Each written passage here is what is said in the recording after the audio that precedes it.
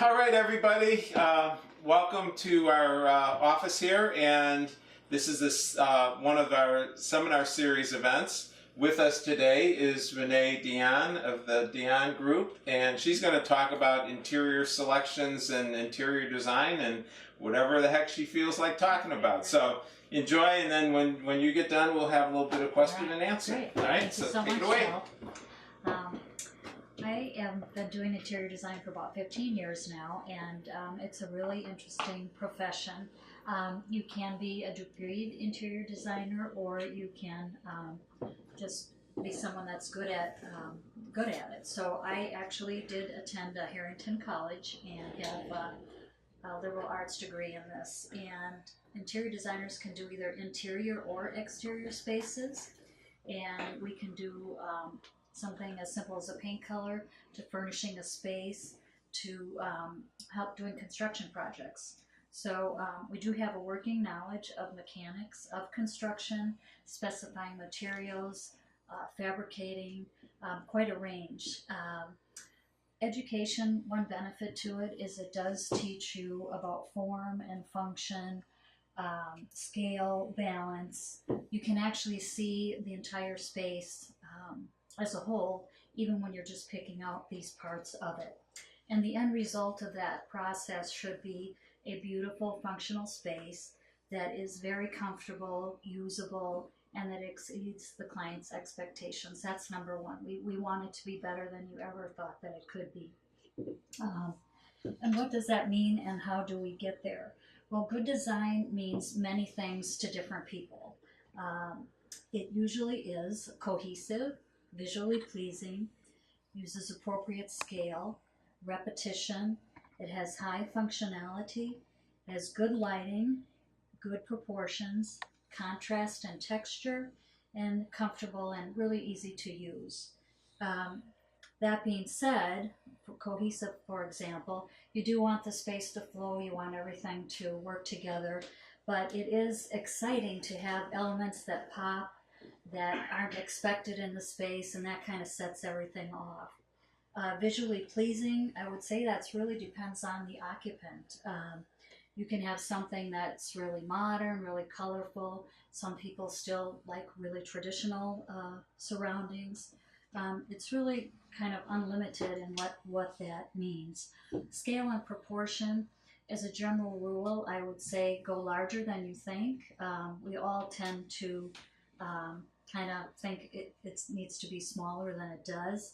I remember when I got started with this with my electrician, he has 4 or 5 guys, and they'd be going to install these light fixtures, and they'd be at the client's unpacking the fixture, and they'd go, wow, this is really big. And then my client would be like, oh my gosh, it's too big, and it was an expensive fixture. So anyway, it's usually very successful to err on the larger side. Function would be really usable, workable furniture arrangements, circulation paths, making sure that your kitchen has that triangle, that you have all the storage that you need. Is kind of interesting because use of space, we seem to be trending toward eliminating living rooms and even some formal dining rooms. So they are taking those spaces and changing them into places for their family that they may not have used before. Lighting, this is really, really critical to successful design.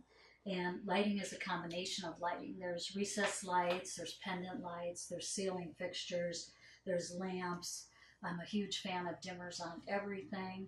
I love candles, a fireplace, but all those things together at different times of day should work so that you can get all the use, whether it's leisure or work, out of your space.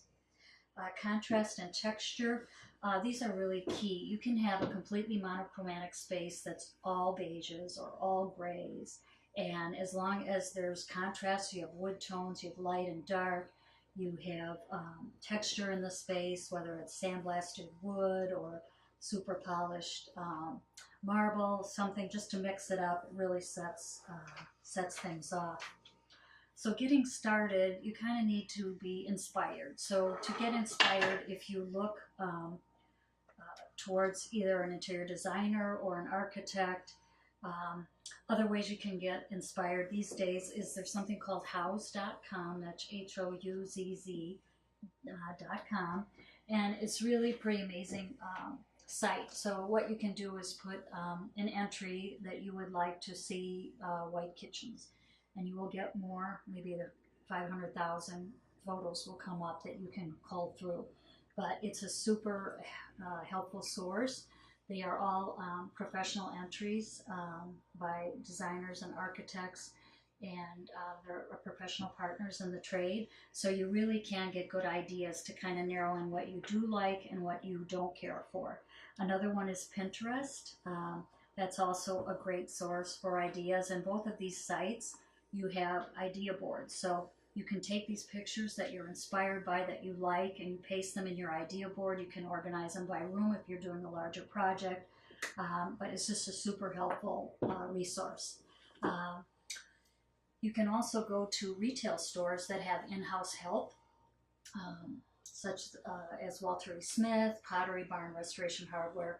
All these places have designers on staff.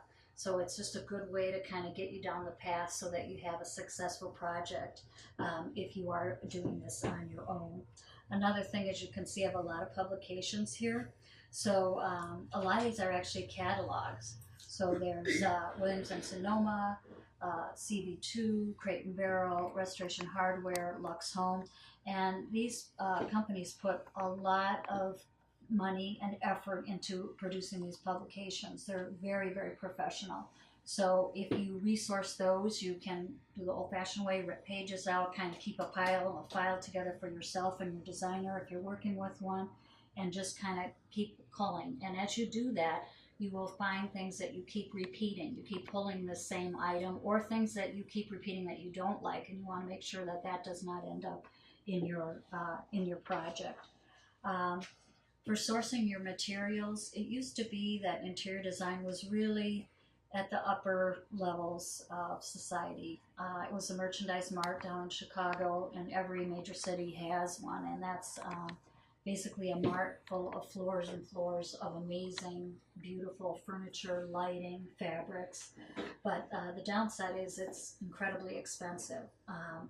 So what has happened in the recent years, maybe the last 12 to 15 years, is that's all trickled down. So fortunately we have mid-level, which I would consider like Restoration Hardware, West Elm, Pottery Barn, Ethan Allen, Our House, Crate and Barrel, and then online, of course, it's unlimited. There's Frontgate and Fort Chow and Wisteria, and it just goes on and on. Birch Lane. And what they're doing within those lines is they also have high-end materials, mid and low. So it's a really good place to get in there and kind of, you might want to splurge on this item, but then you can save on something else. And if you don't want to go to the mid-level, I am a big fan of Ikea as well.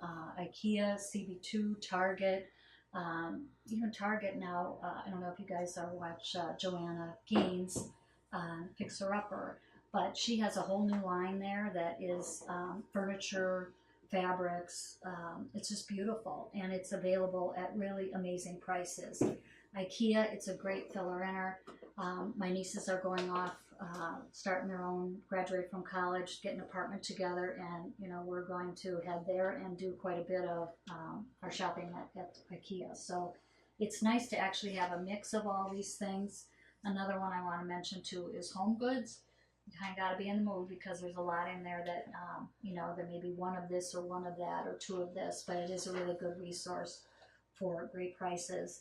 And then another resource too is there are outlets. So Restoration Hardware has a beautiful outlet in the Aurora Mall. Our house has one in Orland Park, and these are not information that they're hiding, so it's definitely available to everyone. Crate and Barrel has one on Route 59 in Naperville. But anyway, so those are all places you can go high, low, mid, and you can mix it up so that you can stay within your budget. So once you decide what your project is going to be, whether it's a construction project, you're going to remodel your kitchen or your bath, or you're going to maybe refurnish your room, once you get that then, and you've assembled your idea board, what you like, what you don't like, how you want to get going, what you want to do then is kind of get out there.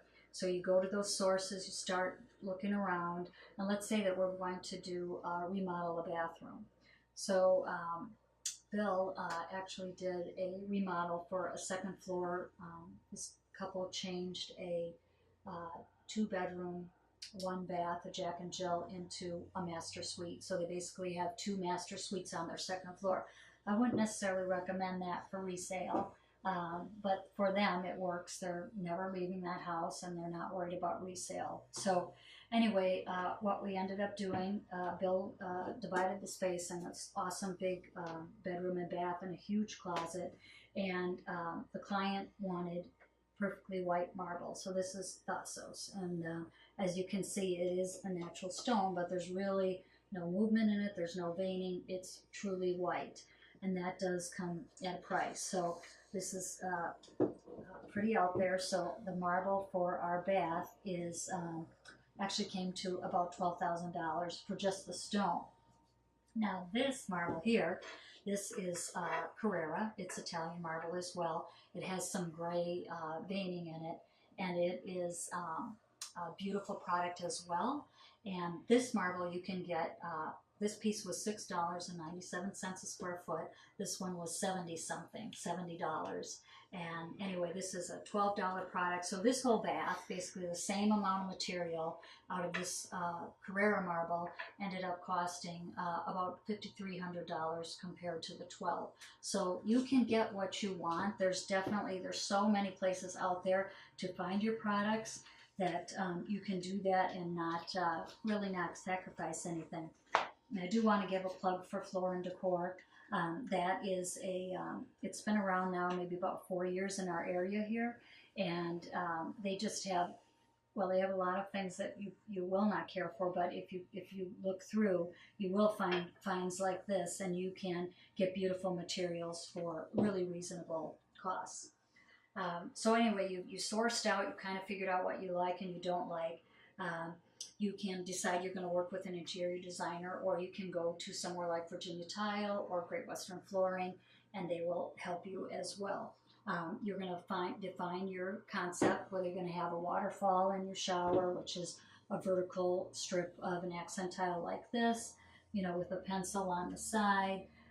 You'll decide if you're going to have your heat mat in there, what type of vanity, what type of lighting. So you're going to get that, you're going to have your budget together, and you're going to really organize your project. So I would recommend, even for smaller projects, you take a binder and you just start in there categorizing. You put your inspiration things in there, what you're looking for, your quotes, that type of thing. For your trades and your quotes, I would highly recommend that this is not somewhere that you skimp. Bill and I have used, we actually met that way through our tile installers that we mutually use, GBS Construction, Uri and Agus. And it doesn't matter if you go to Home Depot and you buy an inexpensive tile there, or if you go this route with a high end, I always use them. And your end result, that installation, is really what makes you have a professional product that you're happy with. So all your trades, your electrician, your plumber, your painter, at least the mid bids, but I recommend 2 or 3, and then you'll end up with a really happy, good result when you're done. So you now have your materials. You've looked into your trades. You know that you can make all your products work well with good installers. Those installers too, I've neglected to mention a trim carpenter, a plumber, and a good place to find all these trades. If you've seen, there's a lot of remodeling going on. So if your neighbors have had a remodel done, you can go ask how they're happy with a lot of these vendors. If they don't do installations themselves, they have a list of people that they recommend. You can email me, get a hold of me. I'm happy to give any information I have to help. I do want to talk about resale a little bit when you are picking your materials. I am a big believer in anything that costs a lot of money and keeping it pretty neutral. So tile, this is all neutral. Your furniture, your big pieces, if you have a huge sectional and it's a beige or a gray, and if you feel the need for color, you can throw that in your pillows.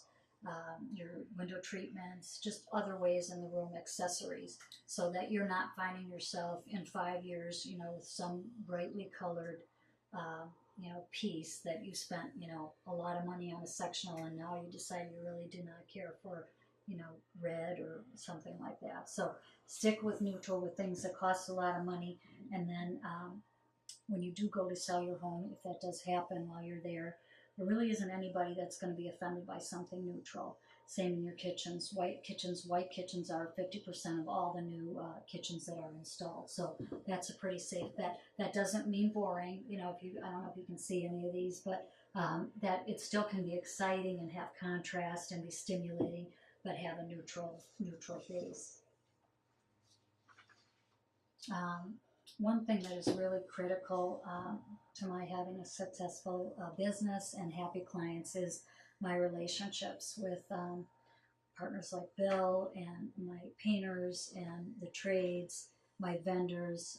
We all work together, and that really helps people, whether they are working with a designer or an architect or not. It just really helps everything be pulled together and professional. So I would say that today, with the internet, with all these, high, mid, and lower priced resources, there really isn't any reason that all of us cannot have amazing spaces that we're happy to be in, that function, that make us feel good, and that met our budget when we were finished with them. And I think that's it for now. Any questions for anyone? Well, I've got a few things, Renee, that I'm going to step in here. Okay. First of all, I love the idea that you can reach out to a wide range of pricing. Right. Because we have so many clients that they're on a budget and they need to make sure that they I'm on a can budget. get there. I get Yes, that. I get so I feel the same way so many times. Right. So that's really great, and Renee does a great job of doing that, and she also does a great job of working within the tastes of the clients. Right. So, what I found in working with someone, and this would be my recommendation with whoever you would, someone were to choose, is that you need to have a good relationship with that person and knowing that they will work to create a space that works for them. Exactly. So that's something that I wanted to mention. But I was also jotting some notes down here as I was listening to you, Renee, and a couple things. One is what order, let's say someone's doing a new home or an addition, what order do you go through in order to make those selections? So, here it is, there's probably 100 selections to make. Right. Where do you start? Yeah. How do you go through it? What's the process? Yeah, well, I would refer you back to start with that Houzz or Pinterest or some of these catalogs, kind of get your inspiration together for what you're looking for. And then what we usually do is we have a schedule from someone like you, an architect, that if you're doing, like right now we're working on a basement together, so we know that our plumbing fixtures are, the first thing. That's the first rough in that goes with the project. So it may not make sense to start with that, but it really does as far as keeping the project on track with time. So then we usually go to a vendor, Ferguson's or something like that, great people there to work with, and we pick out, if you have bathrooms, if you have kitchen sink, that type of thing, your appliances, and we will do that too because really there's usually cabinetry involved, and we need appliances and plumbing fixtures so that we can get those cabinets going. So after plumbing fixtures, it would be cabinets. Then we usually do electrical. We may not need to know exactly what the specific fixtures are, although it's always really nice to do that. But for example, we haven't actually started on this basement yet. We're really close, but we decided the other day that instead of doing, 2 sconces on the side of the mirror, it's going to be kind of cool. We're going to do 2 hanging pendants. So that's something I know you would much rather know in an email before the electrician is even there or has his bid in. So that would be the third thing, would be your electrical. And then I usually go into flooring materials. If it's wood floor, tiles, that type of thing. And cabinet colors before or after tile and flooring and the wood floors? I would say after, and people generally have an idea if you want to have a white kitchen. Do you want a split finish? Right now they're doing a lot of the base cabinets are, let's say, an espresso stain and the uppers are white. you kind of have an idea of what you're doing. But yeah, so we definitely would have a very good idea, and that's where these inspiration pictures help too. If you're showing me like 25 pictures of kitchens that you love that have white kitchens in them, we know that that's the direction that we're going to go in. Yeah. Yeah. Okay. Yeah. All right. That sounds great. The other question is color selections. So I pretend that I'm colorblind because I don't want to make those selections because it's a very really subjective. not colorblind, yeah. I know I'm not, but it's a very subjective Yes, thing it is is. to pick colors, right? It So is. I'm sure they're going to you for advice on that. So how do you approach again colors? I assume that you're seeing some of their inspirations, Exactly. so you're probably getting a good feel for Right. what they like, is whether it's bold, bright colors or very subdued colors. But ultimately, when you get it down to, okay, it's going to be gray, but what color gray? Because there's a whole variety. Absolutely. How do you get to that point? Yeah, so what happens is there are warm and cool colors. So some people, most people I would say, prefer warm colors in their home. Not all. But anyway, so we would start with your palette. If you show me a lot of pictures that have grayish, which is now kind of overtaking gray, I would go and select, after we've gotten through a lot of these other, other selections initially, then we kind of fine tune it. We start pulling in. I put together, a palette that has maybe some fabrics, some paint colors, some tile, and probably do maybe 3 of those schemes, and then you can say, you know what, I really like this. Yeah, this is okay. Excuse me, I like this from here, but not that. So I kind of put together a palette for you to work off of. With the Murrays, that's what we just did. So we had, we're doing a very cool stone accent wall. So I had, 2 or 3 of those options along with coordinating wood pieces. And they looked at that and said, this is the one. So, and that's really part of my job. After I see what you've shown me, I need to nail that so that when we sit down at that meeting, if you don't care to go to places, and you really shouldn't have to, but you certainly can, I should have really good choices in front of you so you can say, this is it. So that's part of doing my job, is I need to take all the information you've given me, and then I need to really hone in on that so you get what you want. Sounds good. Yeah. So any other questions? Because I have one more unless there's no questions. Okay, so the other thing is, what is the biggest mistake you see people make? The biggest mistake. Or multiple mistakes. Yeah. What I would say is it's very natural to find things that you like. I love this tile. I love this counter. I love this fixture. I love this flooring. But you don't think of them all together. So when they're all by themselves, they look beautiful or great, or they're appealing. But once you start putting them all in, it can get very chaotic, and you actually diminish your design. You have to have things that stand out, and you have to have things that step back.